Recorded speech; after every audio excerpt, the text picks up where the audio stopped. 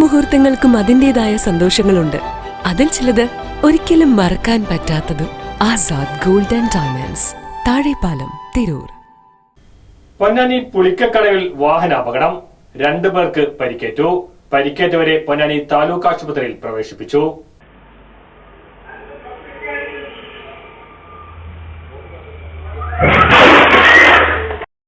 ചേളാരിയിൽ നിന്നും ഗുരുവായൂരിലേക്ക് പോകുകയായിരുന്ന mini pickup വാനും ഇതേ ദിശയിൽ തന്നെ വരികയായിരുന്ന ബൈക്കുമാണ് കൂട്ടിയിടിച്ചത്.